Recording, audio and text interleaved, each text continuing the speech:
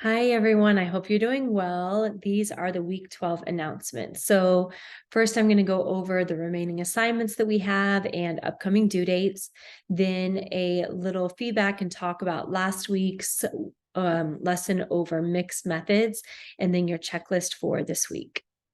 So as far as the remaining assignments, oh my gosh, sorry. Perfect. Okay. So as far as the remaining assignments, we are getting towards the end. For those of you who are checking your progress, the course is out of 100 points. So think about where you're trying to be and check in with where you are. So currently, after I finish grading week 11, there'll be 63 points that you could have earned so far. I've gotten a few questions. Can you go back and add to perusals? You can go back if there's any that you missed or didn't finish. You can go back and add on to those to earn some more points. We do have 3 more perusals. We have this week, week 12, next week, week 13, and then week 14 will be the final one. So 3 more, this should say 9 points. Possible there for that.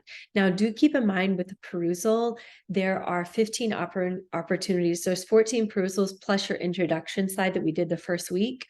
So of those, I'm going to be grading the top 12. So if there's a week that you had to miss or that you want to skip, that's okay because I'm taking the top 12 scores out of 15 possible.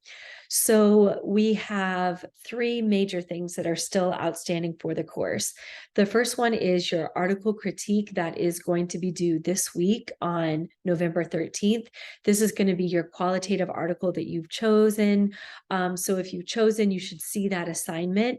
Again, just like last time, you'll see 2 article critiques. The first one will be optional, and then the second one will be just for you and will have just the article that you chose. So please let me know if you don't see the article that you are going to be reviewing for the article critique. So this was very successful for the last one. So same thing here. I've attached the questions and you at least 10 annotations where you are talking about the different features of the article related to the methodology, the different type of data that they collected, and the different methods that they used for analysis, the findings, and then your overall critique of the article. So hopefully this will be pretty fun. I know that a lot of the qualitative articles are really interesting, and a lot of you that I've talked to are really looking forward to it. So that is our next major assignment, 10 points there. Hopefully that is pretty straightforward for you. And then the next big one is the research proposal and the video presentation. So this is one of our big culminating assignments for the course. We've been working on the research proposal since the very first month where you came up with your research question. Then in the next check-in, you did your data, the data sources that you'll be using in your design type, qualitative versus quantitative. And then now we are going to do the analysis and putting it all together. So on the syllabus, there's a due date for the paper on November 20th, and then the video presentation the week after. So the video presentation is over the same thing that is in your research proposal. You're just going to create a short, maybe 3-minute video with a few slides to share with your classmates what your research question is, what your proposed design is, just to share with the class. I've gotten a chance to see your research proposal ideas, but the rest of the class hasn't. So that's what the video presentation is. And so I originally separated those due dates just so you didn't have everything due at once. But if it makes sense for you in your workflow, you can turn in both the paper and the presentation on the 27th. So I know for a lot of us, we have a break for the Thanksgiving holiday. So if you need to take that week of the 20th to finish out your paper and the video presentation, you may turn in both on the 27th. So again, the syllabus says that the paper is due the 20th. You can do it like that if you want to break it apart, or if you need a little bit of extra time, you can have that week to finish both the paper and the video presentation. And I'll talk about this more next week, but the video presentation, you'll upload it to Perusall, and I will create our last Perusall will be all of our video presentations. So you'll get a chance to view your classmates and leave a comment of encouragement about their project there. So that is upcoming for that, 10 points for the paper and 4 points for the video presentation. And for the paper, just continue using the same draft that I've been giving you feedback on that you put in the template that I gave you. You can just finish writing it out there and submit that for your final paper. And if you want me to take a look, make sure you're on the right track, I am more than willing to do that. Just email me, or you can submit it on iCollege and I'll check it there. And then the last assignment will be the week of finals, the final exam. Now, those of you who came to Zoom this week, thank you so much. And I got a chance to get some feedback for them about the exam.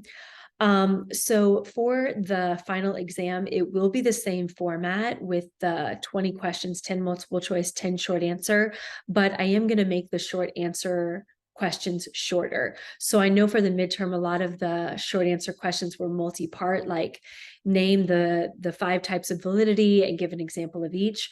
So for the final, I'm going to make the short answer shorter just so it doesn't take you as long. So those are the final assignments. I know that it's going quick. We're really in the last month. So these are the kind of what's left in the course. And there will be 1 more or 2 more Zooms. So you will have a couple opportunities there. Okay, so I wanted to give a little talk about last week's discussion on mixed methods design. So some of the best comments and or some of the best questions that came up were about the concurrent versus sequential design. And it's a little bit confusing because it also includes analysis. So it's not only talking about when the data are collected, but in terms of when they are analyzed.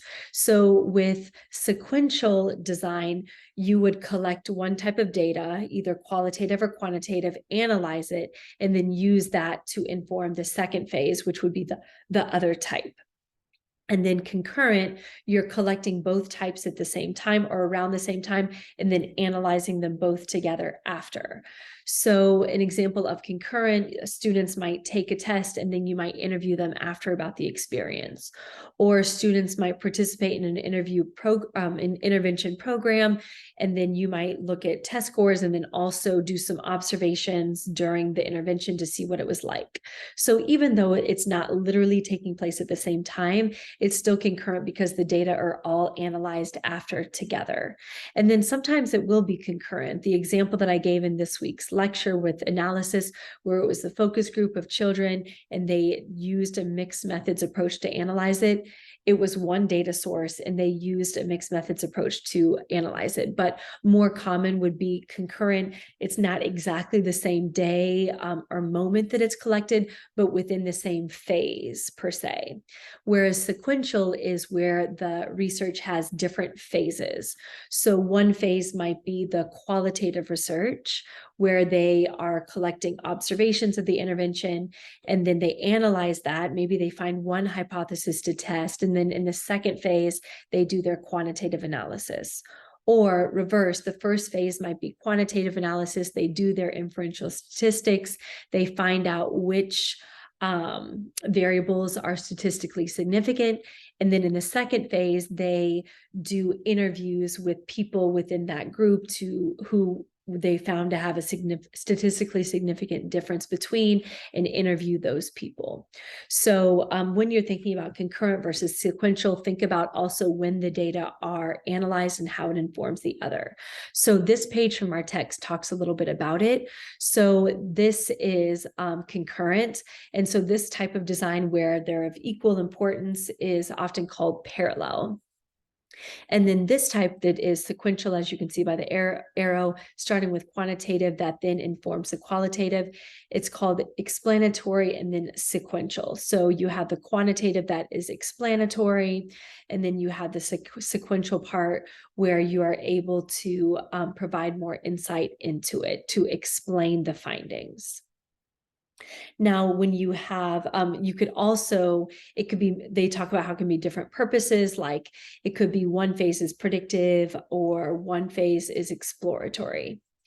And then another type that they say is very useful is starting off with qualitative and going to quantitative. That is exploratory and then confirmatory. And that will really resonate with you with everything that we talked about in terms of quantitative versus qualitative. Quantitative is confirmatory, trying to confirm hypotheses, and then qualitative is exploratory. So you might do the exploratory first and then try to confirm a hypothesis that came out of this. And that was another good question that came up is, or a good comment that came up is how useful this would be, the exploratory and then confirmatory. So that was just to clarify one of the points that came up in a lot of the questions. And then to go over the multiple choice. So here you can see they're all caps, meaning that they are equal status, and then the plus means it's concurrent. So the data are collected around the same time and then analyzed afterward together. Now here it would be sequential. It is still equal status. So first you start out with the qualitative, that is first analyzed, and then you move on to the second phase that is quantitative. That's something that you might see or you might even write about if you're proposing mixed methods, is different phases. Phase 1 might be a particular type, and then phase 2 might be another type. And that's different from concurrent, where all the data are collected in the same phase together. Here you can see it is primarily quantitative, and then the qualitative is there's less of that type, but it is concurrent. And this was a good question too. How much qualitative do you need for it to be considered mixed methods? And for this, the researcher, someone asked a great question, like, what if it was, almost all quantitative, but they just had one question that was qualitative? Like maybe it was a survey that was a quantitative survey, but then there was one open-ended question at the end. Would that be considered mixed methods? And I said, the researcher might call it that. However, the scholarly community, the way that we deal with that is the peer review process. So if a researcher submitted that for publication to a journal, the editor and the peer reviewers would get a chance to review it and say whether or not that they feel that it meets the criteria to be considered mixed research. And so that's why it's important that researchers, no matter what paradigm you're using or whatever design you're using, you're citing authors that have also used that design type and or have written about the design type to show that you are using it in a way that is consistent with how it is understood to be used, and that it is appropriate for your question. Okay, so in this one, this was an example of triangulation. There was also some great discussion about triangulation. So triangulation is a technique to determine validity. You'll see this a lot in qualitative research and also mixed research, where you are trying to show that the findings are consistent among various different data types. So like a convergence, a corroboration, or correspondence between different methods or even different data sources. That's an example of triangulation, trying to triangulate the data. Sometimes it's called crystallizing the data as well. If you want to have more than 3 points, it could be like a crystal with many different facets that are all showing that the same thing. So here, the last two are related to quantitizing or qualitizing. So quantitizing is taking qualitative data and making it quantitative. So this is something that you'll see a lot in mixed methods analysis when we read about this week, is something like, or the enumeration, coming up with a frequency count for how often a particular concept or code is identified. So here, the number of times anxiety or fun were used, you are quantitizing that qualitative data. And then the reverse is quantitizing qualitative data. The reverse is to qualitize quantitative data. So in this one, they are converting quantitative data into a narrative representation that they can start to analyze qualitatively. So that is a concept that you are going to be reading about again this week when we do our mixed methods analysis. Okay, and so here is your checklist for this week. So by this Sunday, You will read just one chapter this week, chapter 20, which will have qualitative and mixed methods analysis.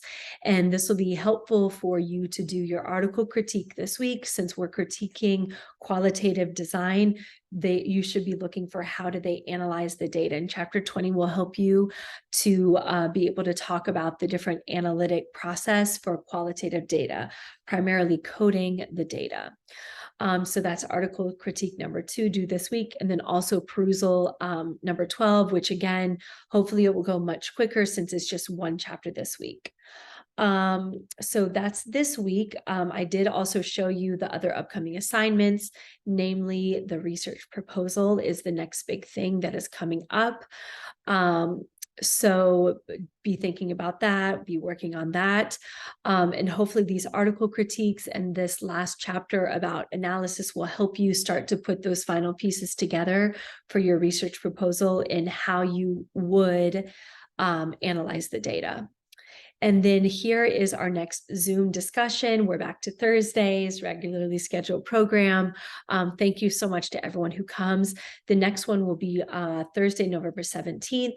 This will be a great time to come to get questions answered about your research proposal, even get feedback on it, or anything like that. So I hope you have a great week, and please email me with any questions or concerns that you have, and I will talk to you soon. Bye-bye.